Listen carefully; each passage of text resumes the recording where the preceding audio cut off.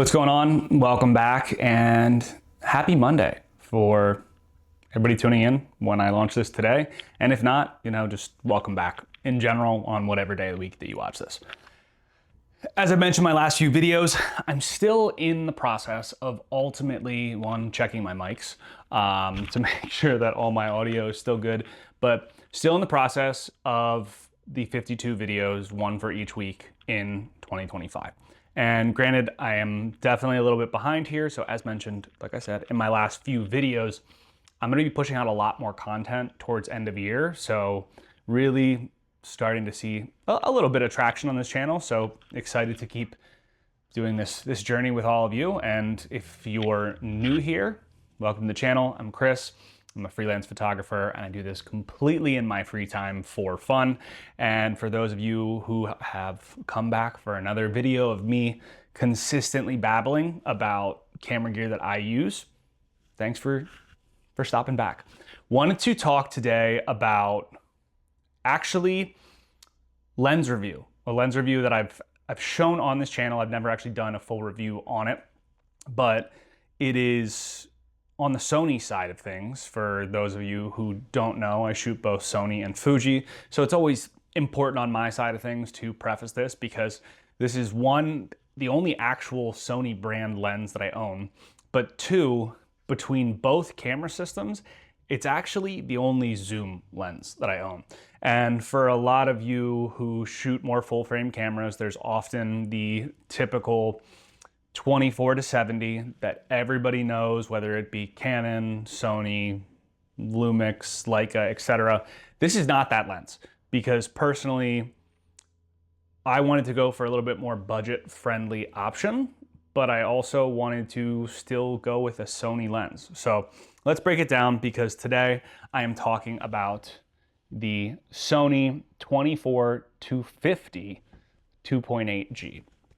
And so this has pretty much been the only lens that I really use on my A7C2. When I use my ZVE1, I primarily shoot on the Viltrox 20mm 2.8. So same aperture there. However, that lens does not have a clickable or declickable aperture ring at all. And it doesn't have all the fanciness that this Sony lens has. So why did I opt in for the 24-50? It's a good question because ultimately this is a little bit more budget friendly. Granted, I know there are third-party manufacturers such as Sigma that makes a 24-70 similar to the Sony. However, it is around the exact same price point as this lens. But why did I want the smaller lens? Why did I opt in for a shorter focal range than a standard 24-70 or 28-70? And I know there's also the 24-105 from Sony, which is an f4. I'm going to show it a few times here. I absolutely love the size of this lens. I've heard a lot of very interesting and mixed reviews about this lens in terms of why people think it's an odd focal range. I don't think I've actually ever owned anything outside of my one Sigma lens that I used to own for Fuji. That was an 18-55 on crop. And so I'm not going to do that math, but I think it goes out to 70, 80, something around that range. But when it comes to my full frame, my Sony cameras, I have the ZVE1 and the A7C2. So when it comes to having that kind of combo, I'm typically shooting handheld. While I do shoot on a gimbal periodically, and I'll touch base on that, I'm typically shooting handheld. And I did not want to have an absurdly large 24-70 lens on that smaller grip because of the fact that it is supposed to be a more compact camera. So with having these two more compact cameras, I wanted a compact lens because I didn't want it to be something that I have found myself in the past with my Canon bodies, opting out of carrying or using my larger camera setups because of the fact that it just became too bulky to carry around. So while I have my A7C2 right here, this combo, and I've had pictures of it before, this is just a fantastic combo in my opinion. I've seen a few few Sony users talk about it on YouTube and on Instagram, TikTok, etc., about how the 24-50 really feels like it was made for the A7C series, whether it be the 2 or the R.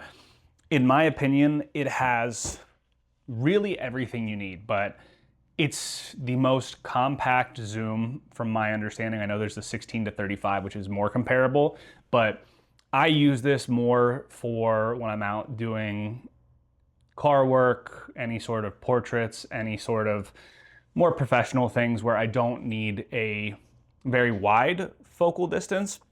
Just something that's compact, gives me a little bit of zoom, and it ultimately feels like a prime lens to me. I mean, I know this is actually a little bit smaller than the G Master 35-1.4, which is incredible because it is a zoom lens. But yeah, when it breaks down to it, why did I choose this one? Because I have a compact camera. Both of my cameras are very compact. I wanted to keep a compact setup. If I switch to an A7 IV or A7 V when it comes out for my main shooting camera, will I consider a 24-70? 100%. But this is what suits my needs. This is what, like I said, what I put on my A7C II 99.9% of the time, because of the fact that it fits the form factor that I'm going for. And I can also use the APS-C mode if I do want a little bit more reach to get to around a 70. That's that. In addition, this lens is actually only 440 grams, so it is pretty lightweight. Very much so enjoy it.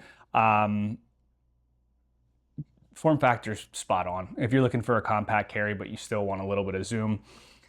So let's talk about the quality of this lens, because this being my first actual Sony lens, I find I understand why people go through a lot of the G Master hype. I mean, this is not a G Master, this is just the Sony G line, so it's pretty similar. From before I actually bought this lens, I heard and read a lot more about how this is pretty much built to G Master spec. However, it just doesn't have the red badge on it. I mean, it has the 3 focusing motors, just like all the G Masters do. It has the weather sealing. It has the custom button on it right there. It has a clickable and declickable aperture ring. It has weather sealing. It's everything you would need and more. When it comes to photo quality, as I dust this off a little bit because I had a little bit on the filter, this lens is super sharp. I actually keep a mist filter on this. It's pretty much the filter that I have on all of my lenses. It's pretty much a K&F. I believe this is a black diffusion 1/4. Sometimes I have a 1/8, sometimes I have a 1/4. But I found it between Fuji and Sony. I know that Sony is often so beyond clinical and perfect when it comes to the photos.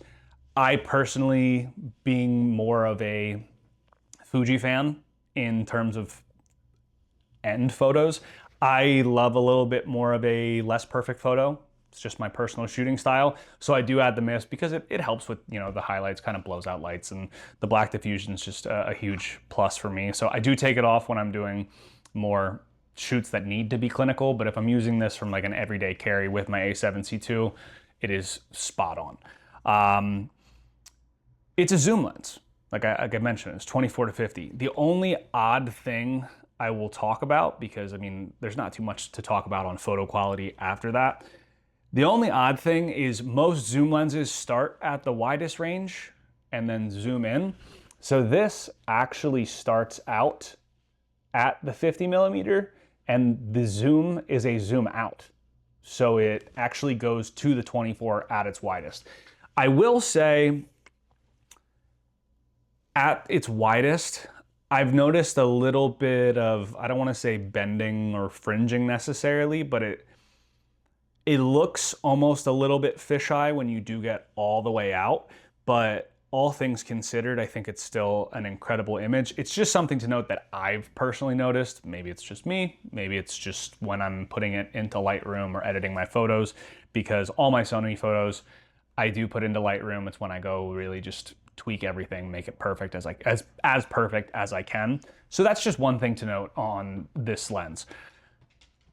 From a weight perspective, I do want to go back into the weight and size form factor because, like I said, I use it with my ZVE1, I use it with my A7C2. This lens is absolutely perfect for on the go, but also on gimbal work. So I do have the RS4 from DJI. I do put this on the gimbal mainly with my ZVE1 from time to time, but I also can put it on with the A7C2. You're not gonna see a crazy off balance or have to shift or anything like that. It's because it's so lightweight, it's pretty easy to carry. I mean, like, granted, you're still gonna be carrying it around. There's still gonna be some level of fatigue if you're using a gimbal for hours and hours and hours, but this is like the perfect zoom lens. I know that a lot of people, when getting into gimbal work, because I'm still newer to gimbal work as well, they've been using it on the RS4 Mini, and the A7C2 or R or ZVE1 with this lens falls right in the weight limits where you're not using a crazy heavy combo, and it works on those smaller gimbals. So that's just something to benefit if you're looking for a smaller lens for whether it be, you know, shooting on full frame, or you do want to get this for an APS-C, Sony, because they work the same. Aside from that, I mean, I'll throw some photos that I've used with this setup across the board. I think it's a phenomenal lens, and anybody who's interested in, you know, the more budget option as compared to the 24-70, because this has a constant aperture of f2.8, I mean, you can go up to 22. I think this is a great option. It's why people call it, you know, almost like a prime zoom, because of being able to open to that f-stop. You're pretty much good to go. The bokeh is phenomenal. It's what you'd expect out of a Sony. So here's some photos, check them out. Let me know what you think. And if you have any questions about my experience with this zoom, drop a comment down below. And as always, thank you for tuning in. I have a blast doing this, and I'm looking forward to putting out more videos, not only through end of year, where there's gonna be a ton of content, but into 2026. So I got a lot of cool things planned here. So I'll talk to you soon. And if you're new to the channel, I'll end with this. I'd love if you click that subscribe button, because I'm trying to grow this channel and do more with it. Talk to you soon. Peace.